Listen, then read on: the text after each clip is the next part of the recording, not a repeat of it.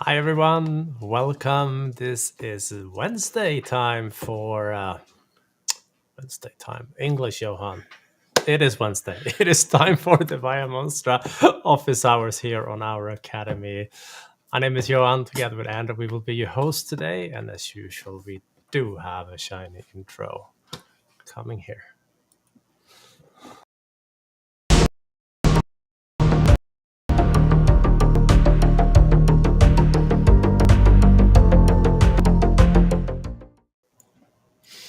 All right, we are back. Hey Andrew, how are things?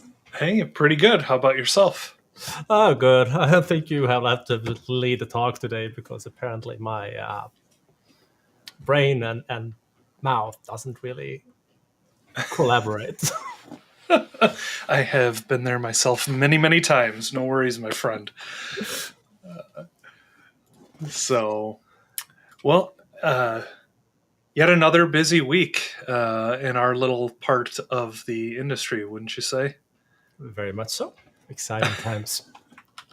Absolutely. I've got a couple of things that I wanted to share to get us going here today. Take it away. All right. Oh, would you like to share my screen there? There I'm we on go. it. Yep. Perfect. Thank you, sir. So it's funny, we were joking around a little bit before our call. Our friend Michael Niehaus here has been very busy the last few days. I think he posted a blog post per day for the last 4 or 5 days. And as Nice. always, they're always top notch. Deep dive, technical, long, and I mean, he must not sleep. It sure seems like it. We're all extraordinarily appreciative of his posts, of course, but there were two specific ones that stood out to me. But again, he posted several over the last few days, so I definitely recommend checking them out. So the first one that I wanted to bring up that was really interesting, I recommend giving this a full read for sure. I'm not going to reiterate all of the blog post here, but the title kind of speaks for itself, I think. What's wrong with hybrid Azure AD join? And so, hybrid Azure AD join is something that we get questions about frequently. We get questions about it here on office hours. We get questions about it in our courses, and in general, the general question is often, is it okay to do it? And our answer is often, it depends. And Michael does a great job diving into the complexity of that question, really, um, especially because there are so many scenarios that you may go the hybrid Azure AD join route, but you may be able to go the Azure AD join route. You may have a lot of investment in both Active Directory and Azure Active Directory. You may have some skills or resource challenges.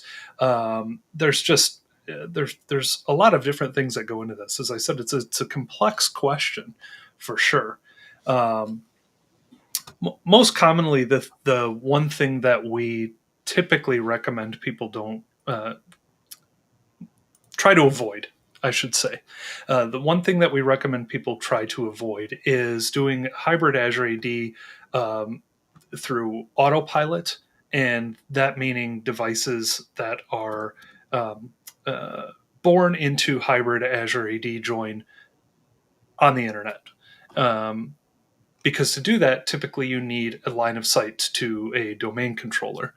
Um, and that's a challenge when you're out on the internet, and that leads to a lot of additional complexity.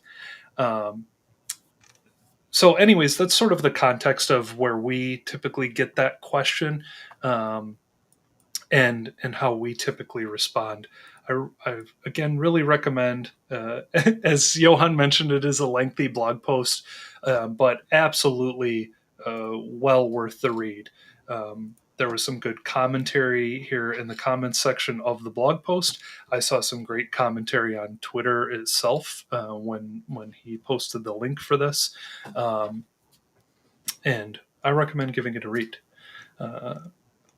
Johan, I know you talk about hybrid Azure AD join a lot. That question is often directed towards you. Is there anything you'd like to add to my ramblings on that? Oh, you're spot on. Perfect. I've heard you talk about it once or twice. Once or twice. So great post there. And another one that's a little more niche but interesting. Again, a very deep dive. And he did another post called Deploy SCCM Images with Something Other Than SCCM. So just a perfect kickoff to the article here. I stated many times that you could take an image from MDT and deploy it with anything because there's nothing MDT specific captured in that image. Now, somebody asked him if that was the case with ConfigMgr as well, so he went and tried it out. And it turned out he did have some issues taking a ConfigMgr captured image and then deploying it with another method. And it boiled down to specific registry keys and essentially how the deployment process handled that. So really, really good read. Again, he does have a workaround if this is something that you're interested in, or a fix rather. And a couple of different solutions on how you can change the registry or set the specific registry key value the way that it should be set in order for the image to work with one of the other deployment solutions. So another one I recommend checking out. I came across another post. I don't think I had seen this previously, but this was really cool. I saw a tweet from Ugur Koc, and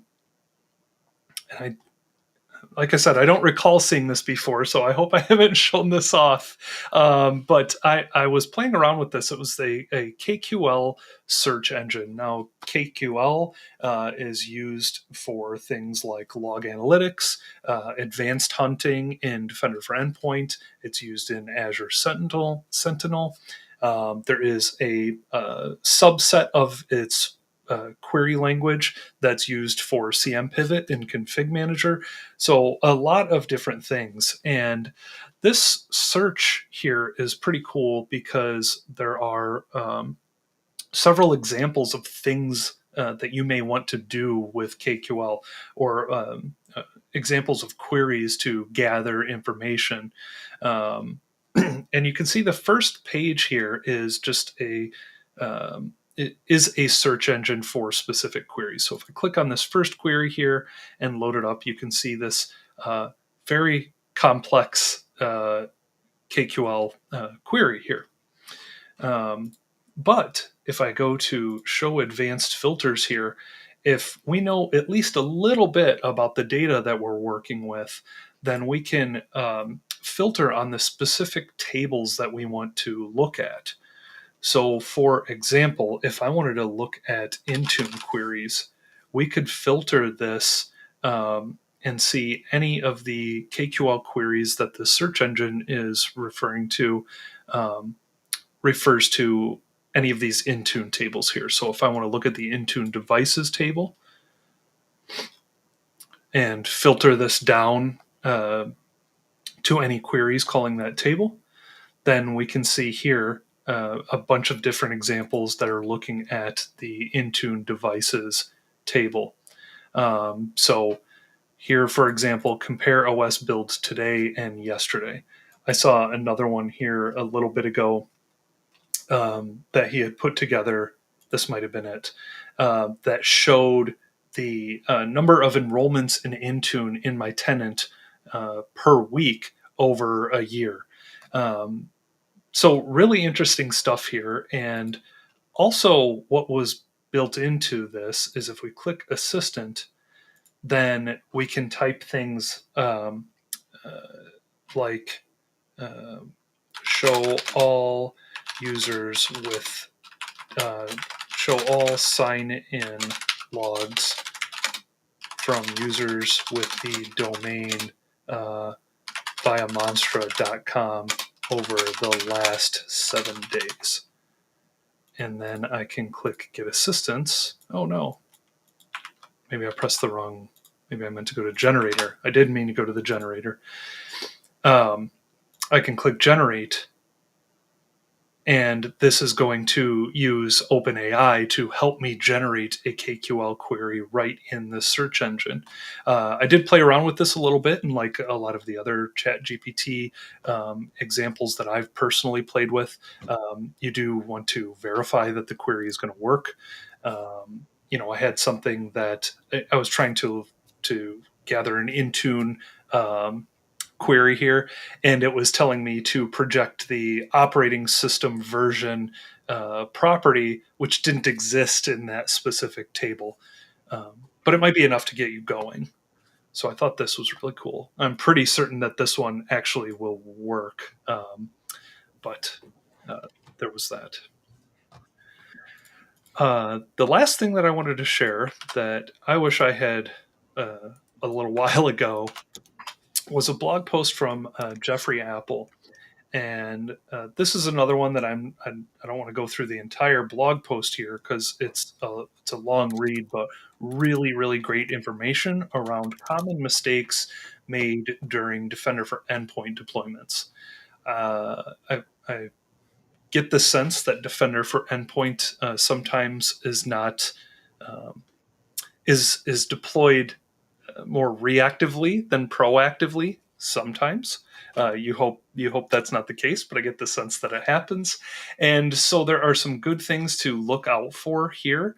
A whole list that he really dives into on things that you want to keep an eye out for when you are deploying Defender for Endpoint. A couple that stuck out to me personally are having no structure in Defender for Endpoint. So that you can basically inventory and report on various groups of devices, and not using the portal. For example, you're just waiting for the built-in incidents or alerts to pop up, and many more items in here. So fantastic post. I've made my way through most of it, but there's a lot of great detail in here. And if you don't follow Jeffrey, he's a great follow on Twitter and LinkedIn. Does a lot of information, a lot of posts around Defender for Endpoint. I guess I should just say the whole Defender umbrella these days. So really great stuff here. Now, over the last, 24 hours or so, I have noticed that you've been quite busy, Johan, with some new stuff that's come out. Yes, Microsoft released a new version of ADK that I figured I can mention a little bit about. So let me see if I can share my screen. Alrighty.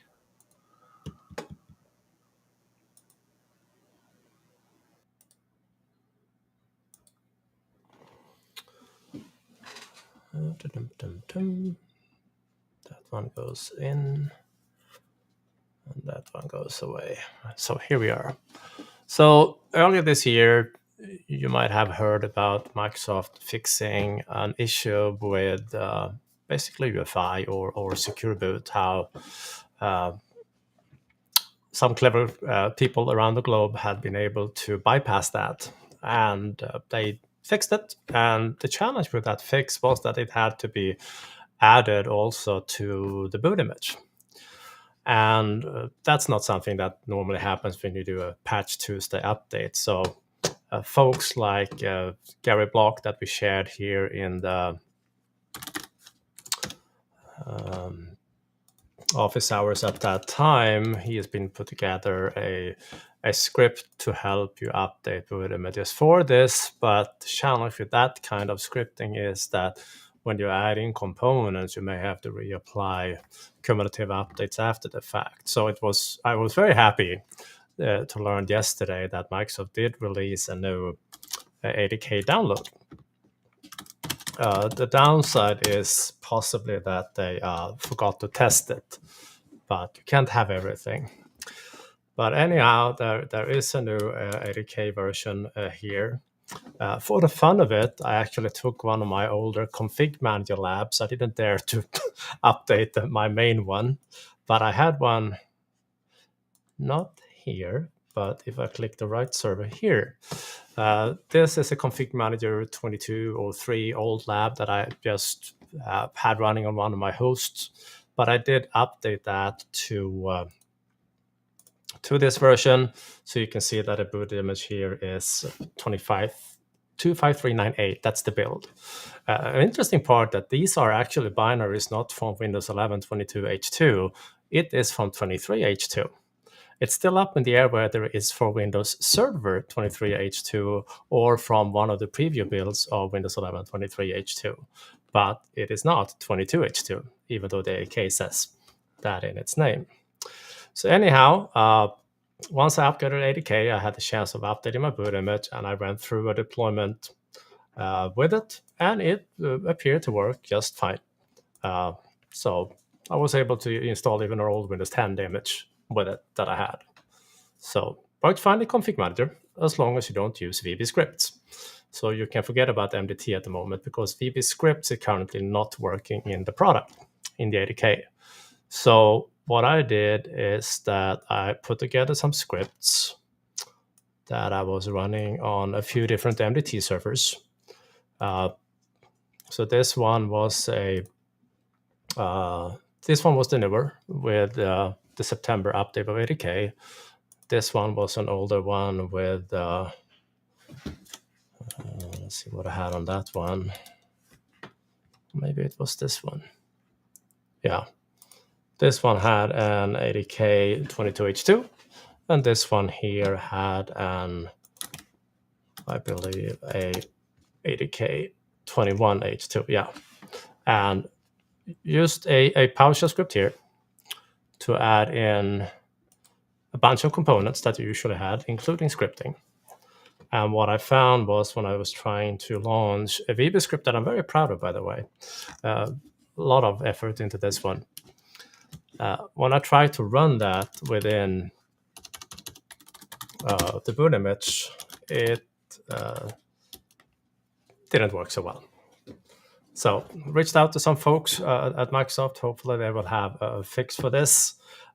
Tried some basic things like extensions, or I even applied a hotfix or the cumulative update to the boot image and see if that would do the trick, but nope, it did not. So more testing to be done for sure. So right now, if you're using MDT or VBScript, stay away from this release. If you have a ConfigMgr lab, pure ConfigMgr, you may want to try it in that lab only. It's not that hard to revert if you stumble across something, but I just want to give you some heads up on the VBScript issue. I also saw a note from Kim Appalfens on Twitter earlier that it seems like the UI++ frontend also is impacted by this 80K. But I'm sure we will have more information to share next week, but this is what's available right now. One other friendly reminder, not over there, but I did bring up this link also. It's downloading some updates apparently. Good Lord. I had the link once. The story of our lives. Too many windows and too many tabs. Yes, sir. I mean, have you really lived until we had like either Edge or Chrome with like 200 tabs in it? Tomorrow, me and Andrew are presenting at the Petri Get It virtual conference. It's free to attend, and it's a full day on modern endpoint management. So if you haven't signed up, please do so. It starts up at 8:20 Central Time. That would be 9:20 Eastern. But yeah, highly recommend it. That being said, we had a good few questions coming in, which is fantastic. Yes, absolutely. So the first one that we had is, have you tested the new Azure Update Manager? I have not. I saw that it became generally available just 2-3 days ago. There was an announcement about that. But I haven't tried it. I mean, I know that it manages updates for Windows and Linux, and it can do that in both Azure and on premises. But that's only what I've like read on the announcement. I haven't touched it. So Same. I haven't used this new version of it. I mean, I've used Azure Updates in the past with a couple of home lab servers, just simply to play around with it, but never dove into it too much. Seemed to work for what I did. Mostly, I was using it for the couple of Linux servers that I had running, or that I have running in my home lab, because you might imagine for all the Windows stuff, I'm either using ConfigMgr or Intune. So hopefully get the chance to play around with that a little bit more in the next couple of weeks. All right. I've got another question here on YouTube. Do you know how to stop using NTLM v1, use another protocol, or v2 when using SCCM with the MDT integration? When the gather runs, we have NTLM v1 connections on the server where the deployment share is. it's an interesting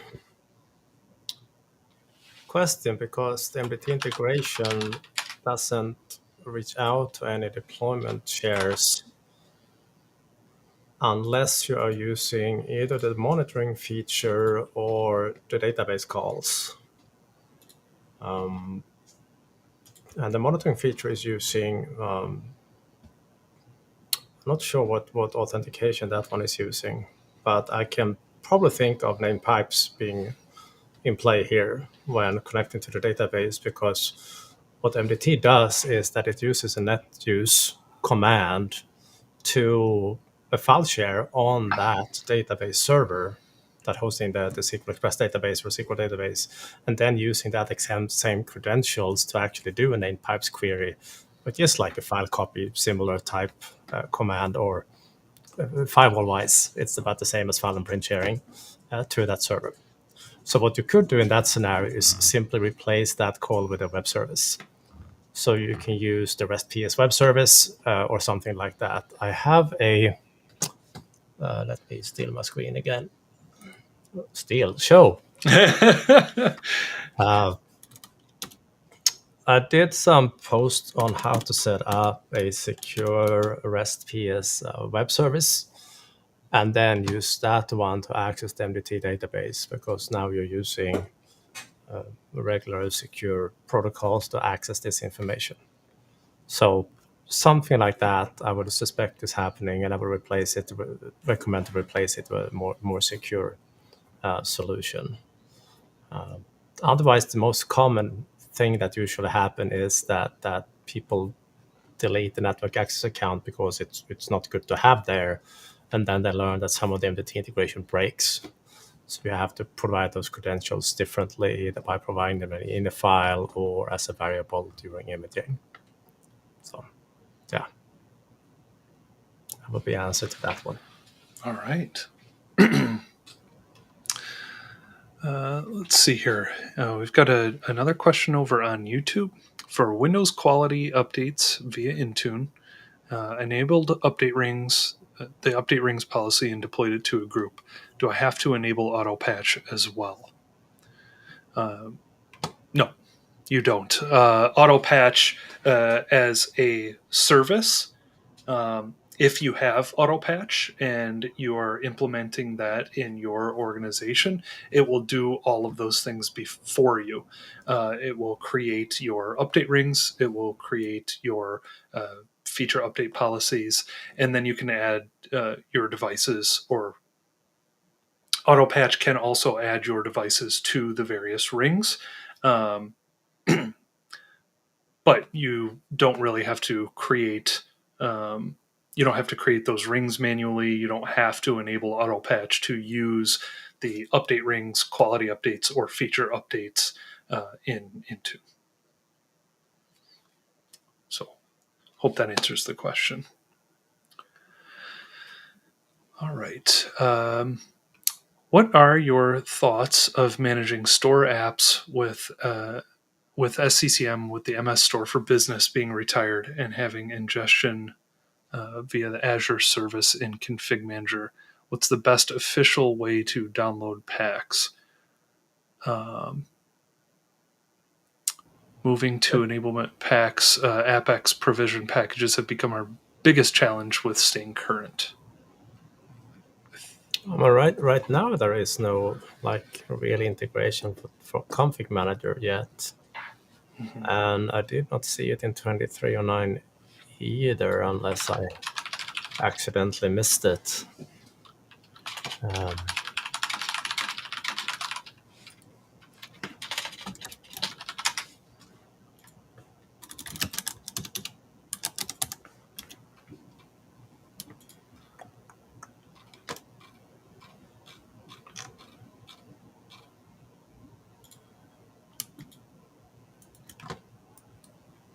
I was looking at the press release they did for 2309. I don't see anything there. I was trying to think. I mean, if you want to deploy store apps through ConfigMgr without the integration now, you would essentially have to use winget. And I could be mistaken. Was there a blog post or something that we shared on that? Or maybe we just discussed it months back. No, it was a tweet from Panu back in the early this year that showed some screenshots of using winget in config manager to install those packages, but it was nothing I have tried since. Yeah. So your memory's better than mine today. Well, every once in a while. But no, I'm sorry. I don't have a solid answer to that one. If anyone have come up with a fantastic, shiny way of having config manager update those or install those without the new integration in place, let us know. We'll be happy to share that information. Right. We had another comment here on LinkedIn asking if we saw the news on the Microsoft AI research data leak. Yeah, Microsoft had a bad 2 weeks now, or a few weeks, where some researching data, not some, like terabytes and terabytes of data got leaked accidentally, as well as one of their cases against FTC was accidentally publishing a little bit more information about their console than they wanted. So that has been all over the news. The Verge was one of the first I saw reporting about it, but yeah, unfortunately, they had a rough time in terms of leaks. Yeah, definitely.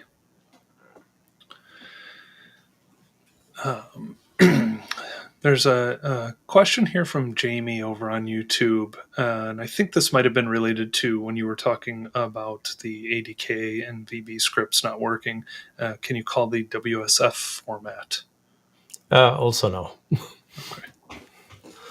I actually got someone posted on my blog a comment with a screenshot of what it looked when we tried to call the WSF script, and that was a different error. It complained about a language missing, but it didn't work either. All right. So, a couple of issues that sounds like they need to resolve. Yeah, but it was funny. I was looking at. Let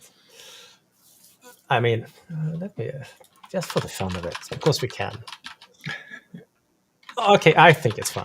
I happen to like it. But if I open up one of the files from the mounted ADK load image that has been injected as an optional component. So this is interesting. If you look at the kernel, this is what we talked about earlier.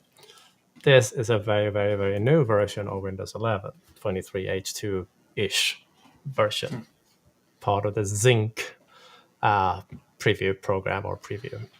But if I look at the C-script.exe, for example, from the optional components, it's much, much smaller than it used to be. It used to be 180K, now it's only 150. And the version number is, I don't know if you remember this, but this was from like back in the days. One of the very first early versions of Windows 10 even. So I'm not sure what's going on here, because this particular file with that particular version and that size, if I would go to see what I had on this one, the previous version, and look at the same file,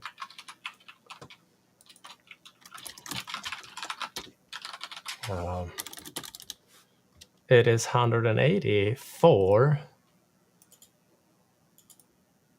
but it's the same bloody version.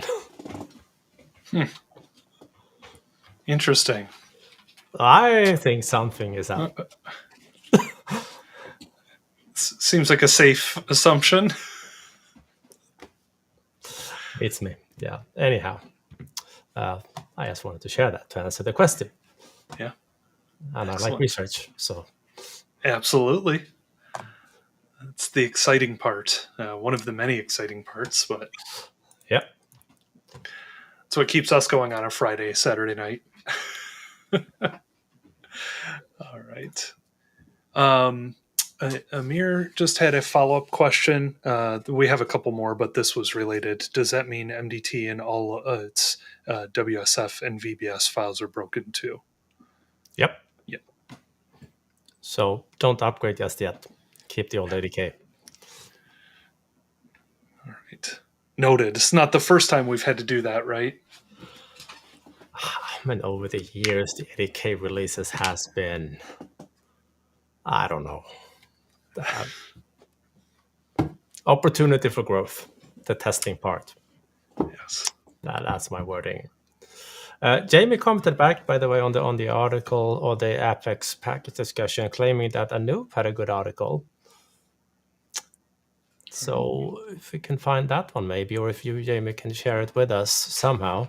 I have a feeling that links may be removed from the chat.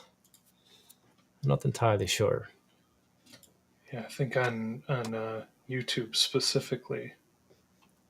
LinkedIn links seem to come through, but I think YouTube by default blocks them.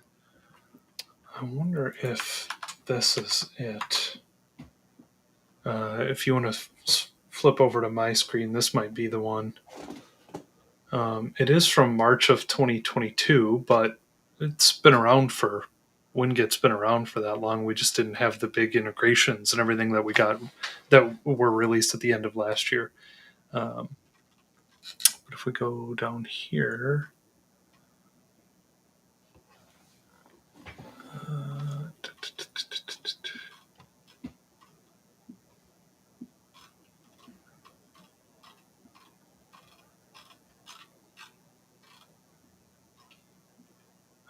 install apps from Windows Package Manager using SCCM.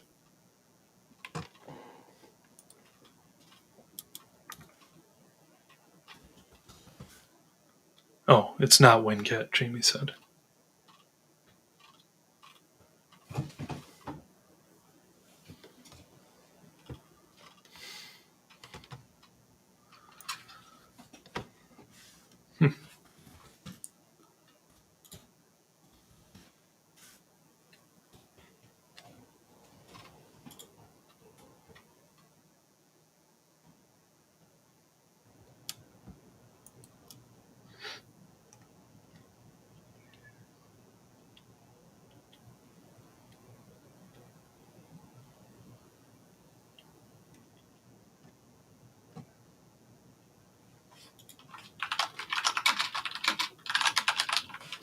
Any luck there? No, this is This is the only one that I've come up with so far, but this is referring to, I think, exclusively Winget. All right, so maybe that then. All right. I've got a follow-up question here surrounding updates through Intune. So the Windows updates through Intune do not include M365 apps, Teams, Edge, etc. How can I update those? The M365 apps, I have recently been playing around with the servicing profiles in the M365 apps admin center. Yes, there is another admin center. Yes, it focuses only on the Microsoft 365 apps. And that servicing profile, as long as you are using the monthly enterprise channel, which is all it supports, the servicing profile has provided some pretty consistent results from what I've seen because it supersedes any configuration that you have through Intune, through config.xml, through ConfigMgr. And so that's probably the first place I would look for M365 apps. I've been seeing some others ask about that as well. So with the caveat that I still am just testing it and haven't rolled it out broadly to thousands and thousands of devices, I would say from Andrew's perspective, I've seen some good results there. For Edge, I haven't played around with dealing with Edge updates specifically too much. Simply because the organizations that I've been working with Intune updates on, Edge by default is just going to auto download new updates, and the monthly reboot through just the standard Windows updates has been enough to force that to patch. That may not be the best answer or the answer that you're looking for, but that's been my experience. Otherwise, auto patch. Yes, you could go back to auto patch, and that will configure updates for, I believe, all of those sets of applications. So, anything you'd like to add, Johan? No, I just remember seeing back in the days folks were using admin templates to just control the servicing channel or to basically the cadence for those updates, but otherwise, yeah. I've had a lot of luck with the M365 apps, really just following Microsoft's recommendations of just let them update at this point. You run into things every once in a while, like some of the macro changes and stuff like that they've made recently. But for the most part, I've had fewer headaches just following their guidance on just let Office update and stay on either the current channel or the monthly enterprise channel. So, all right, excellent. All right.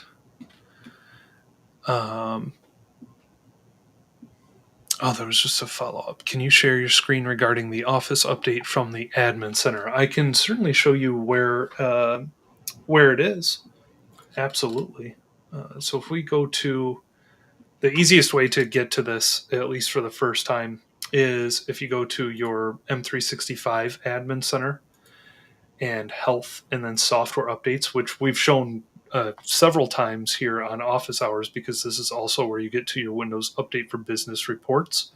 If you follow this tab here, Microsoft 365 apps, there's a link to the Microsoft 365 apps admin center. And from there, you can set your servicing profiles. I'm kind of clicking a little fast because this isn't a full demo by any stretch, but I will drop the official documentation for servicing profiles into our links for this evening. but this is basically what it looks like. You can either assign the specific channel and update cadence to all of your devices, or assign it to specific Azure AD groups of devices. And they will change over to the monthly enterprise channel, download the current version of that, and then they will just stay up to date, as you can see here, on the upcoming releases. And then you can get some reporting and inventory on those devices. So, and this does sit outside of Intune, ConfigMgr, everything. This is a whole separate thing. So let me grab, make sure I have the docs at least, so I can add those for this evening. All right.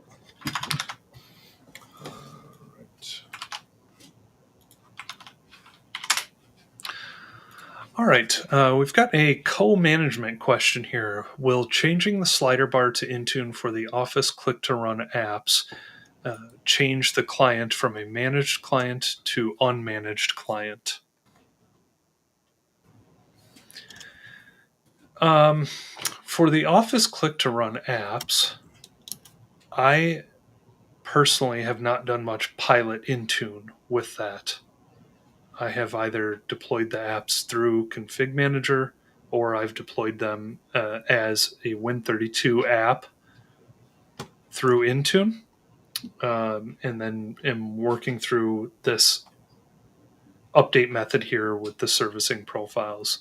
Have you played around with that workload too much, Johan? No, I think I'm in about the same boat as you there. Okay.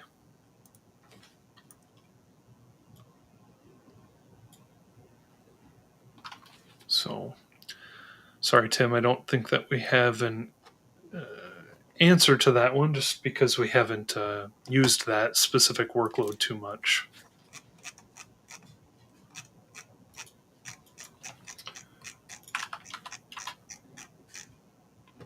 All right. Question coming in on YouTube. Any thoughts on questions about handling targeting preferences from GPO when making configuration profiles in Intune? That is one of the most commonly asked, I'll say, requests or questions.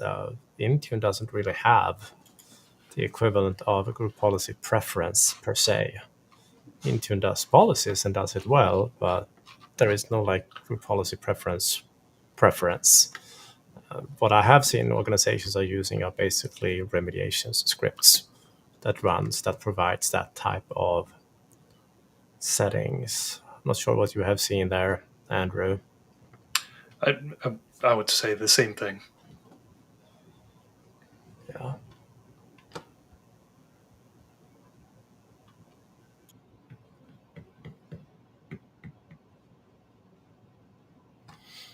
All right. Any questions that we missed? We do have another one here on YouTube.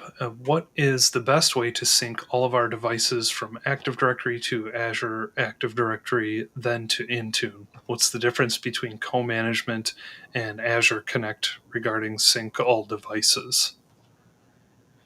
There's a bunch of questions in one. Yeah. So the first, you want to take it? No, go ahead, sir. I was just going to say, for the first question, if you're going to sync your devices from AD to Azure AD Connect, that's in my opinion the best way to deal with stay away from Federation. ADFS, nope. AD Connect it is, and the Cloud Sync is not really there yet. So AD Connect for that one. Difference between co-management and Azure Connect regarding sync all devices. I'm not quite following that question. I mean, co-management is when you have config manager and Intune both sharing management of a device, but you define which authority that deals with which workload.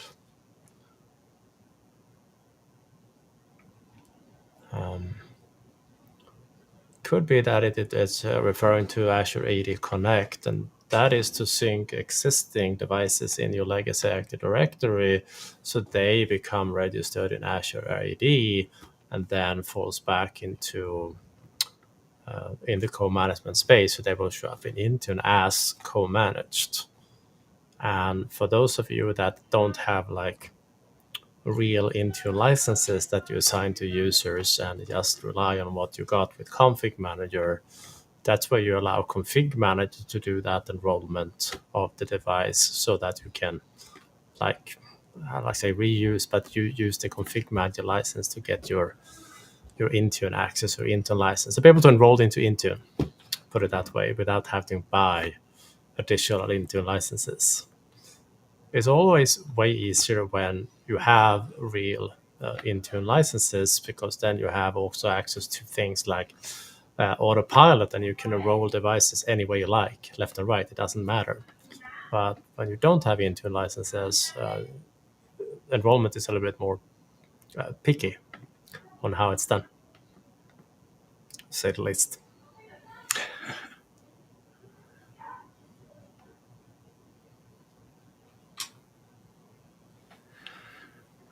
All right. Just reading. We've got a question coming in on LinkedIn. That might be a new personal best in length. Definitely. So I'll try to boil this one down a little bit. Our current setup is Windows. Our devices are Windows 10, hybrid Azure AD joined, and not co-managed. We need to upgrade to Windows 11 and remove hybrid Azure AD join and enable and essentially import, the way I'm reading it, import our devices into autopilot. We're not going to be doing any pre-provisioning or anything like that. So we need to upgrade to Windows 11 and enable autopilot for future autopilot use. Explored these possible solutions, deploy Windows Autopilot for existing devices task sequence with the Autopilot JSON configuration, or enable co-management, upgrade to Windows 11 using Windows Update for Business, deploy deployment profiles and enrollment status page, and then try the autopilot wipe. And everything has to be done by users over the internet, not on a corporate network. Good Lord. No. There is no such thing as removing hybrid Azure AD join. If a device is legacy joined or joined into Azure AD and you want to move away from that state, reimage the device. Every other scenario is just a hack that you will just be miserable for even trying. So that would be cloud imaging. Set up either ConfigMgr or MDT with a touch of PowerShell or OSD Cloud or something that allows you to image those devices over the cloud. And then to that imaging solution, you can just ask them nicely to enroll into management. And that in turn can be done through at least 3 different ways. You can use that mentioned here, the JSON file that you simply copy down into the provisioning folder as part of the pre-existing devices scenario. You can have your sequence ask a web service to nicely enroll the device for you through a bit of PowerShell. Or you can use a bulk enrollment packet as part of your deployment process. You will miss out on the nice the enrollment status pages if you do that, but it will enroll. So either of those scenarios will work just fine. They are well tested. They are commonly used out there. But I would not leave a device behind that has been once joined into a legacy Active Directory domain and is no longer supposed to be there, because you will never know what has been tattooed into that device. You may be troubleshooting that for years down the road, trying to figure out, okay, why it is not working. Well, it was because 2 years ago you got a policy that did this to this machine. Mm-hmm. Something like that.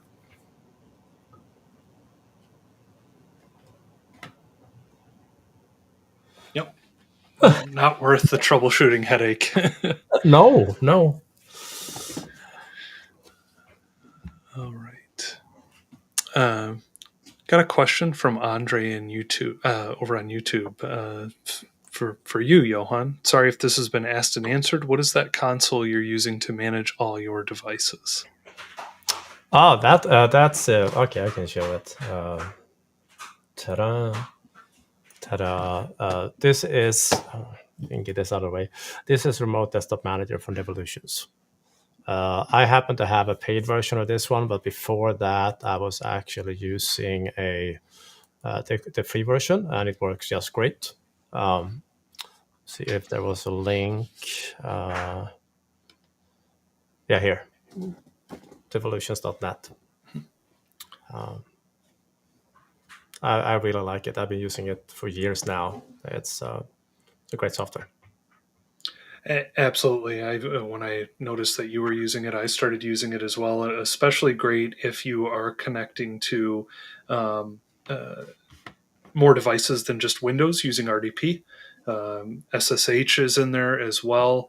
Heck, I even have on one of my home lab servers, it's an old Dell that has iDRAC, and I have my iDRAC connection in there as well. Yeah, there's a support for all these different types of. Yeah. There's a lot. So Yeah. great stuff for sure. Mm-hmm.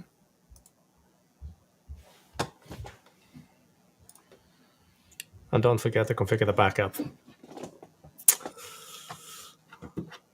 Maybe have had that happen. Well, at least, a friend or somebody it may have happened to them. Exactly. No.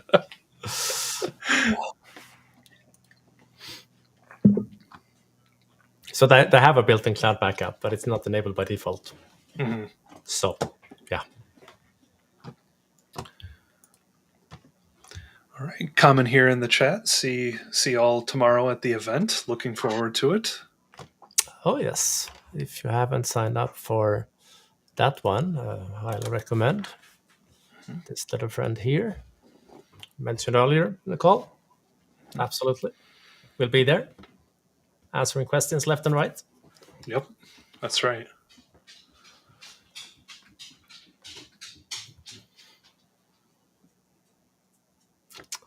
All right. I do not see any other questions coming in at the moment. And I believe we touched upon them all.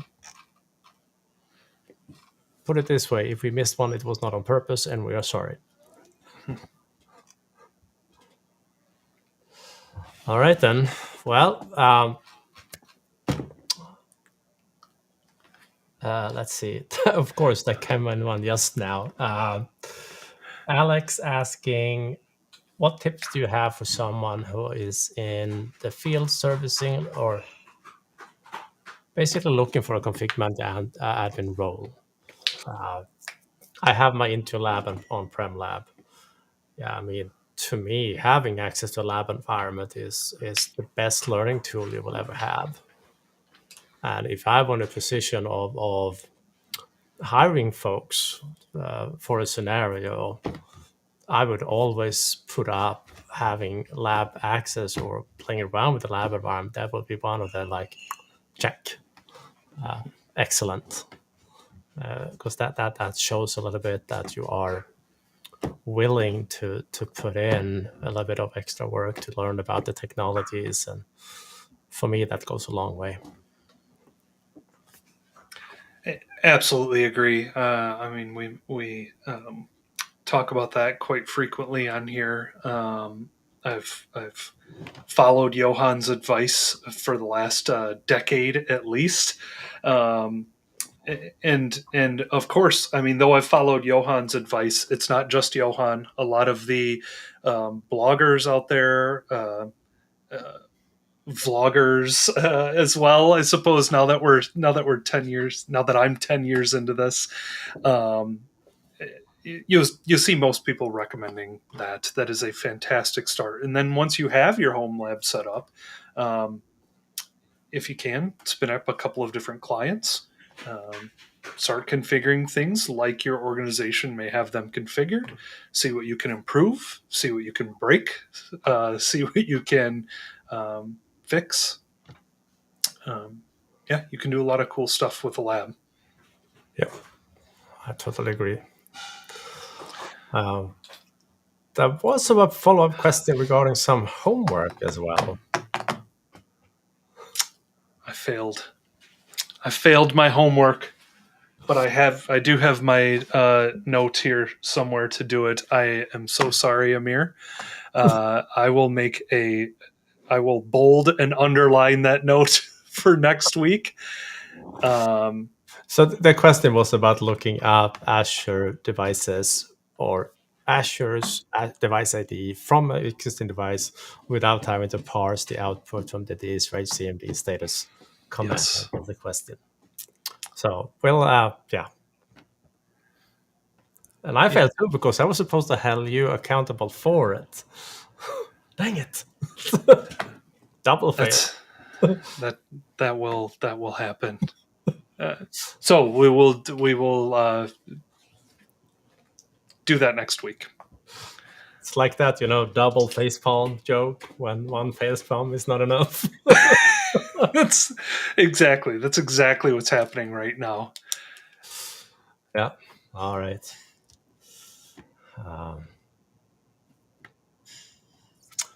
There was a late comment coming in. Let's see. Started to enroll some Windows laptops into Intune. User profiles is changed to the email address. Yeah. And there was some issues with an Adobe signature cert. Can Intune reissue that user cert for Adobe? Not something I've tried. Oh, same here.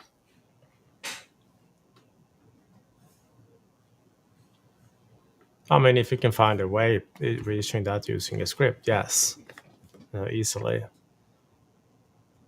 But otherwise, I do not know.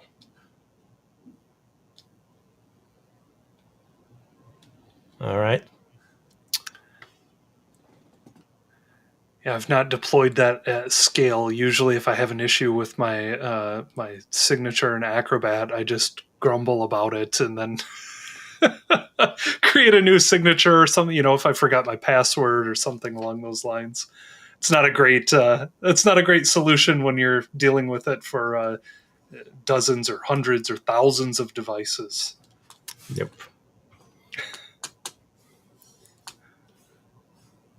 Well, unless you build by the hour, then it's pretty great. Yeah, exactly.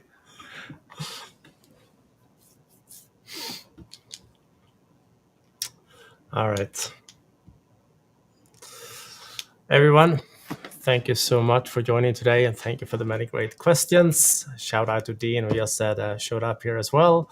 I'll see you tomorrow. But other than that, have a good one. Thanks. Have a great rest of your week, everybody.